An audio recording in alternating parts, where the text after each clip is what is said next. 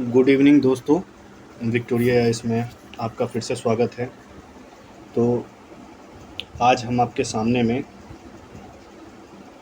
BPSC PYQ जो कि आपके एग्ज़ामिनेशन के लिए काफ़ी इम्पोर्टेंट है, उसमें हम लोग चर्चा करेंगे।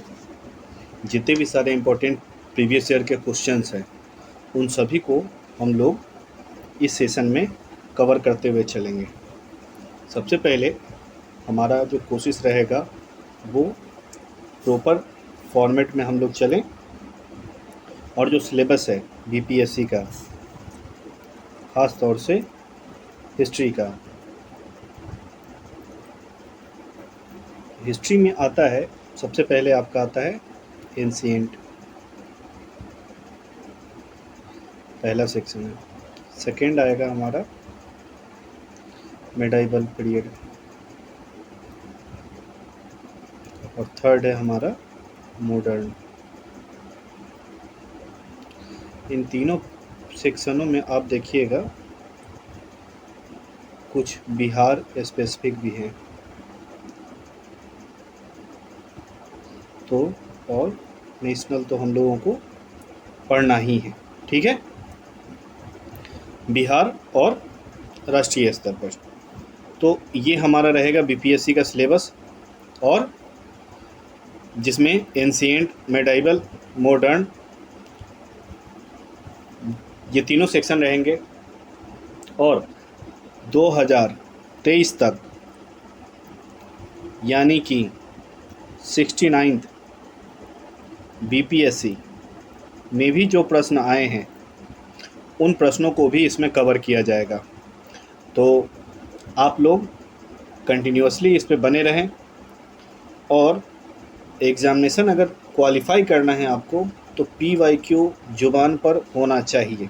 तो चलिए बिना किसी देरी के स्टार्ट करते हैं। तो चलिए स्टार्ट करते हैं। सबसे पहला क्वेश्चन है हमारा, भारत में पशुपालन के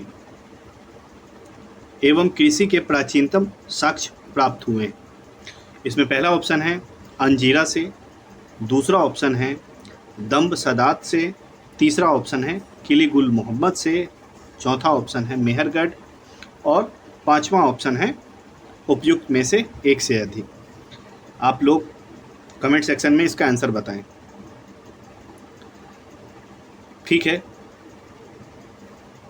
तो इसका आंसर है मेहरगढ़, यानी कि भारत में पशुपालन एवं कृषि के प्राचीनतम साक्ष्य मेहरगढ़ से प्राप्त हुए हैं।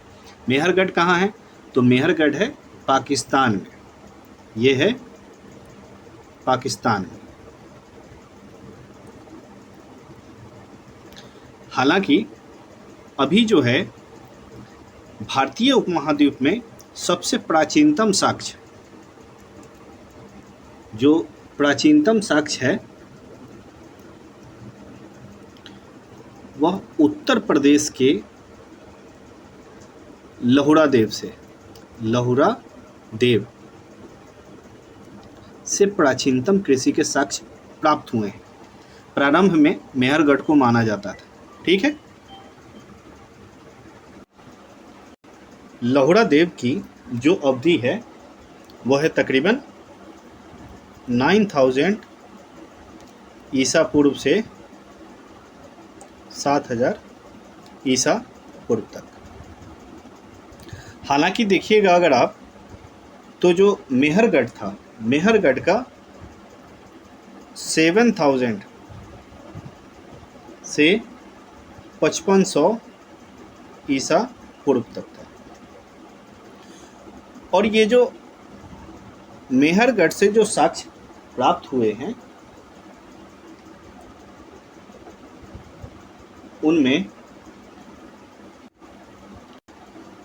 गेहूं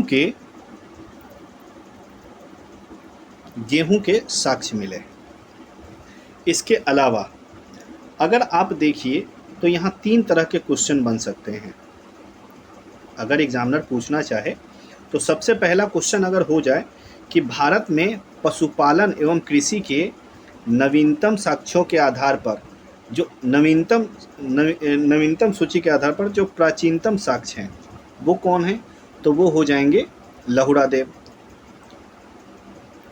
अगर यह पूछ दे कि गेहूं के प्राचीनतम साक्ष्य कहाँ प्राप्त हुए हैं, तो ये हो जाएगा हमारा मेहरगढ़, पाकिस्तान वाला। दूसरा क्वेश्चन ये पूछा जाए कि चावल के प्राचीनतम साक्ष्य कहाँ प्राप्त हुए हैं, तो वो हो जाएगा हमारा यूपी, लहुड़ा देव। ठीक है, यानी कि 3 तरह के क्वेश्चन बन गए। पहला है कि भारत में पशुपालन और कृषि के प्राचीनतम साक्ष्य कौन होंगे। अगर लहुड़ा देव दिया रहा तो लहुड़ा देव को आंसर मारेंगे। अगर लहुड़ा देव ना दिया रहे, मेहरगढ़ दिया रहे, तो मेहरगढ़ को मारेंगे। अगर दोनों ऑप्शन दिया रहे तो उसमें भी हम लहुड़ा देव को मार्क करेंगे।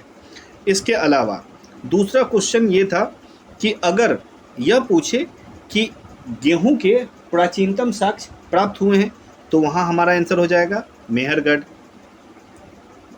अगर वो पूछे चावल के प्राचीनतम साक्ष्य, तो वहाँ हो जाएगा हमारा लहुड़ा देव।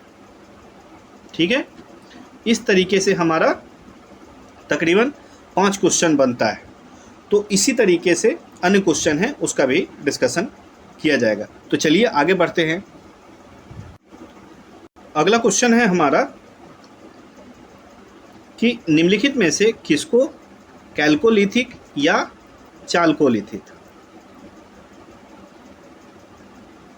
चाल्कोलिथिक युग कहा जाता है। आंसर आप लोग कमेंट सेक्शन में जरूर बताएं। ठीक है, तो इसका आंसर हो जाएगा चाल्कोलिथिक को ताम्रपाषाण युग भी कहते हैं, क्योंकि इस युग में तांबा यानी कि ताम्र के साथ साथ पत्थर का भी औजार के रूप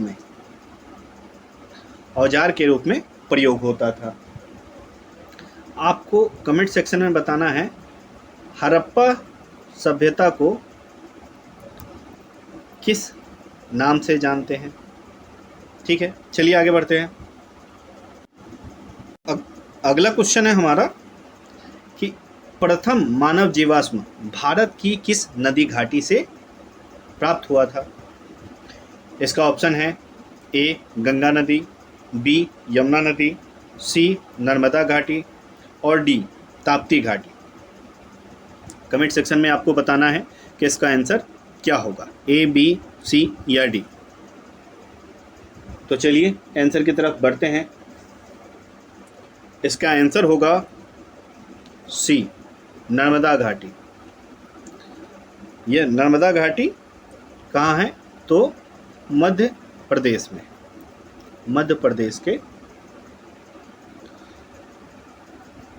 हथनौरा नामक स्थान पे, जो कि सीहोर जिले में। ठीक है, उसके बाद आगे बढ़ते हैं। चलिए इसमें एक क्वेश्चन आपको बताना है, हड़प्पा सभ्यता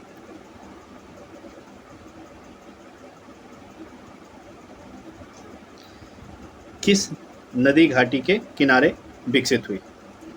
ठीक है, आप लोग कमेंट सेक्शन में जरूर बताएं। चलिए नेक्स्ट क्वेश्चन की तरफ बढ़ते हैं। अगला क्वेश्चन है हमारा, निम्नलिखित में से किस राज्य में भीमबेटका स्थल है। तो आपको पता होना चाहिए कि भीमबेटका क्या है। तो यह प्रथम प्राग ऐतिहासिक स्थल है, जो कि कई प्रकार के शैल चित्रों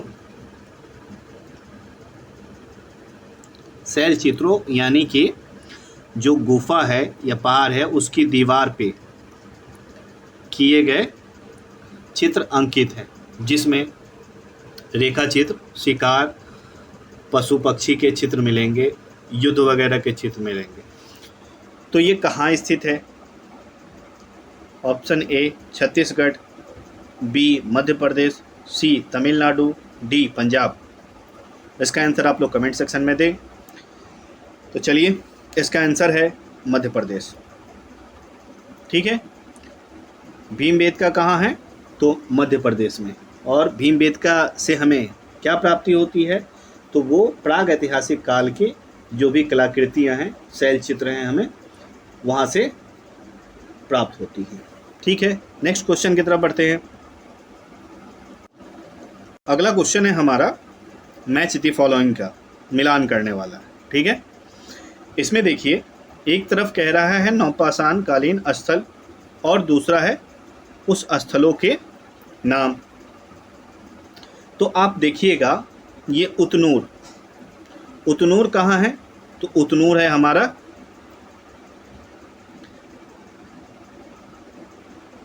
दूसरा है हमारा चिरांद, तीसरा है गुफकराल, तीसरा है, चौथा है पयमपल्ली।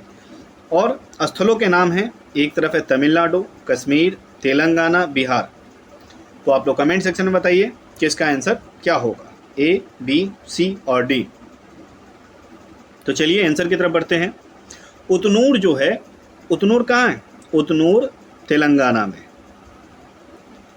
तो पहले देखेंगे ए का 3, तो ए का 3 कौन है? यानी कि ऑप्शन ए भी कट गया और ऑप्शन डी भी कट गया। अब हमारा ऑप्शन बच गया बी और ऑप्शन बच गया हमारा सी, चिरांद। चिरांद तो आपको पता होना ही चाहिए, क्योंकि चिरांद कहाँ है? चिरांद बिहार में है। ठीक है, आप लोग कमेंट सेक्शन में बताइए कि चिरांद बिहार के किस जिले में पड़ता है। तो बी का हो जाएगा चौथा और ए का हो जाएगा तीसरा। तो तीसरा और चौथा, तो यानी कि हमारा बी सी में से बच गया, बी भी कैंसिल हो गया, क्योंकि बी चिरांद का बिहार। तो ऑप्शन हो जाएगा हमारा सी, सी इज़ द राइट आंसर।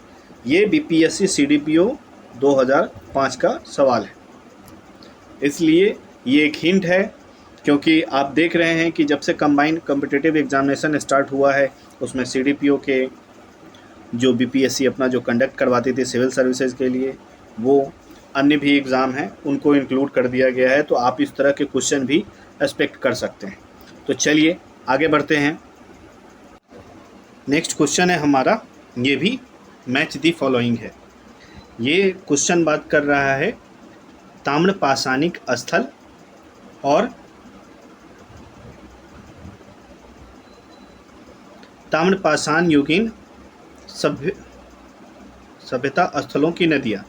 यानी कि एक तरफ तो स्थल दिए हुआ है आहर, कायथा, स्वाल्दा, मालवा, दूसरी तरफ नदियों का नाम है ताप्ती, नर्मदा, काली सिंधी, बनास। तो आप लोग कमेंट सेक्शन में आंसर बताएं, क्योंकि ये बीपीएससी असिस्टेंट का है, 2019 का प्रश्न है। तो इसमें सबसे पहले बात करें आहर की। आहर संस्कृति जो है वो कहाँ विकसित हुई थी? आहर यह विकसित हुई थी राजस्थान के भीलवाड़ा जिले, और वहाँ जो नदी है उसे कहते हैं बनास घाटी। अर्थात आहर का आंसर हो जाएगा 4, बनास घाटी। ठीक है, इसके बारे में और डिटेल से हम लोग चर्चा करेंगे। उसके बाद नेक्स्ट है कायथा। कायथा के बारे में आप लोगों को एक इम्पोर्टेंट सूचना दे दे। कायथा जो ताम्रपाषाण कालीन जो स्थल है, यह इन सभी में सबसे प्राचीनतम है। अब बात आती है कि कायथा है कहाँ पे? तो कायथा जो है वो आपको मिलती है काली सिंधी नदी पर। ठीक है, आपको ये चीज़ ध्यान में रखना होगा कि जो कायथा है इन सभी में सबसे प्राचीनतम है। इसलिए कभी कभी ये हायरार्की भी पूछ दे कि ताम्रपाषाण कालीन में सबसे प्राचीनतम कौन है और सबसे नवीनतम कौन है। ठीक है, इसके बाद बात करते हैं सवालदा की। सवालदा से पहले बात करने से पहले हम बात करते हैं डी, मालवा। तो मालवा जो है वो आपको देखने को मिलेगी, वो नर्मदा, नर्मदा ऑप्शन है, नर्मदा है हमारा ऑप्शन बी पे। ठीक है, ये है हमारा ऑप्शन बी। ठीक है, तो मालदा कहाँ है, बी। अब बचा सवालदा। सवालदा के लिए कौन बच गया, तो सवालदा के लिए बच गया हमारा ताप्ती।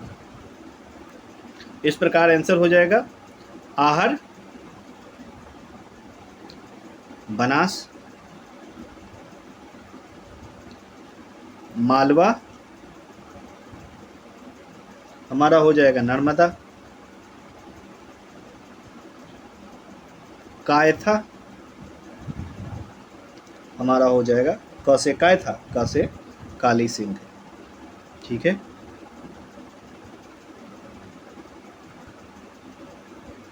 और चौथा सवालदा। सवालदा जो है हमारा हो जाएगा उसका ताप्ती नदी। ये क्वेश्चन इम्पोर्टेंट है, इसलिए कभी भी रिपीट हो सकता है। या तो कि सिंगल में कि जो आहर संस्कृति है वो बनास नदी घाटी के आसपास विकसित हुई। ठीक है, और ये सारा का सारा जो स्थान दिए गया हुआ है वो कौन सा है, ताम्रपाषाण, यानी कि चालकोलिथिक एज का। तो ठीक है, इतना काफ़ी है। तो चलिए आगे बढ़ते हैं।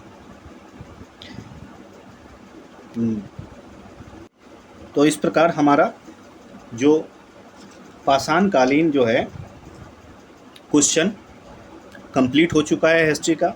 अब हम लोग इंटर करने जा रहे हैं सिंधु सभ्यता।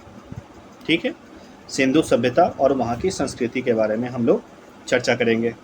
तो चलिए स्टार्ट करते हैं, क्योंकि सिंधु सभ्यता के बारे में आप लोग तो काफ़ी पढ़े होंगे, इसलिए इसमें ज़्यादा समय लगना नहीं चाहिए। ठीक है, तो चलिए स्टार्ट करते हैं। सिंधु सभ्यता निम्नलिखित में से, सिंधु सभ्यता निम्नलिखित में से किस युग में पड़ता है। इसका आंसर आप लोग कमेंट सेक्शन में बताएं, और मुझे उम्मीद है कि ज़्यादा से ज़्यादा लोग कमेंट करेंगे और सही आंसर का, सही ऑप्शन का चुनाव करेंगे। तो चलिए इसका आंसर बताते हैं। इसका आंसर होगा, क्या होगा, आद्य ऐतिहासिक काल। ठीक है, अब ये आद्य ऐतिहासिक काल क्यों कहा गया।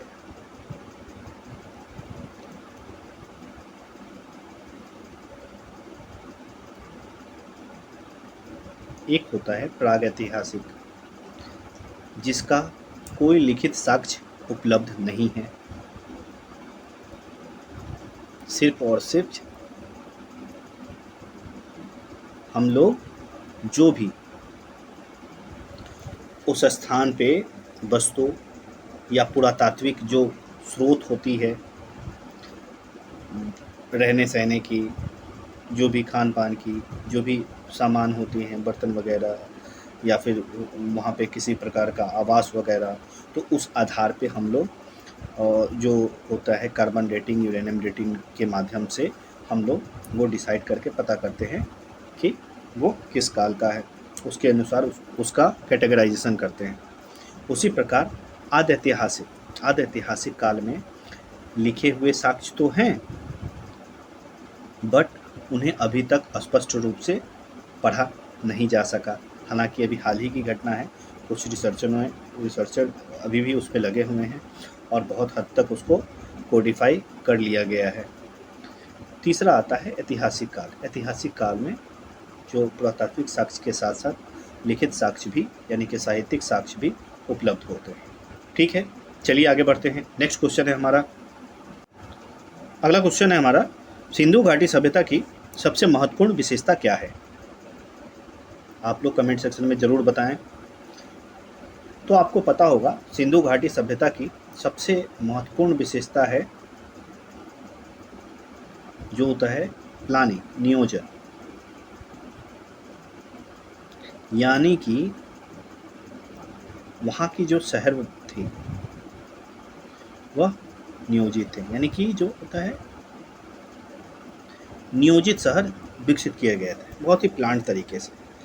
और जो शहर में जो भी मकान वगैरह थे उनमें पक्की ईंटों का प्रयोग किया गया है। वहाँ पे आप देखिएगा तो कला एवं वास्तुकला के भी साक्ष्य मिलते हैं। ठीक है, उन्नत व्यापार वाणिज्य व्यवस्था थी वहाँ की। ठीक है, विशाल अन्ननागार थे।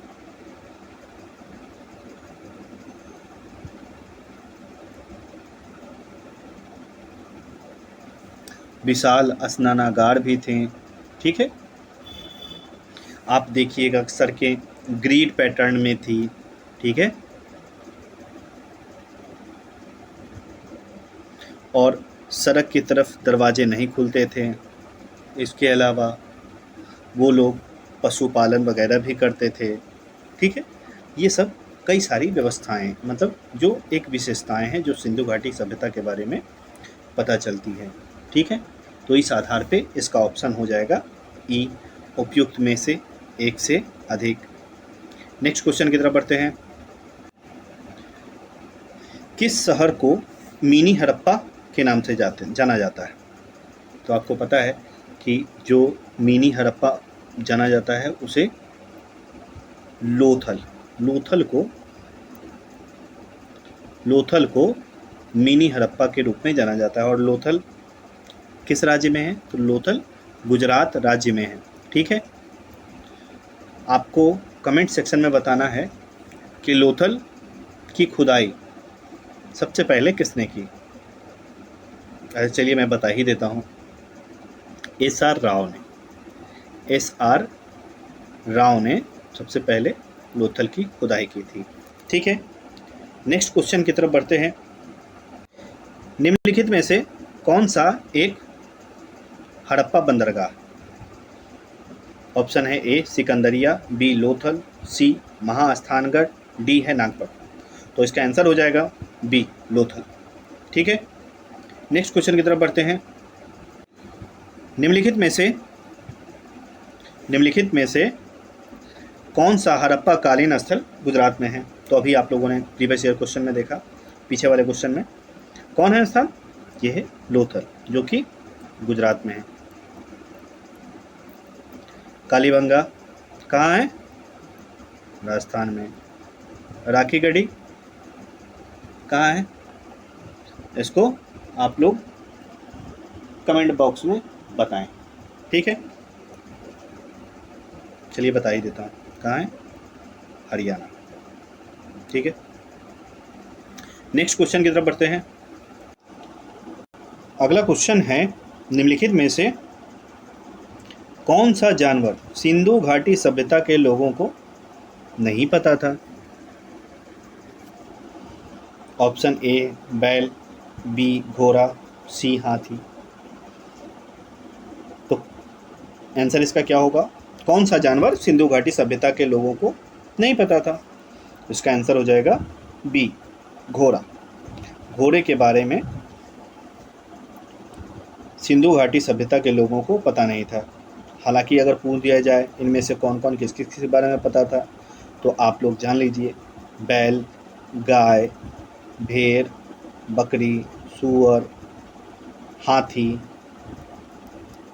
ठीक है, इन सभी के बारे में सिंधु घाटी सभ्यता लोगों को पता था। ठीक है, क्योंकि ये पालतू जानवर थे। हालांकि घोड़े के बारे में सिंधु घाटी के लोग परिचित नहीं थे।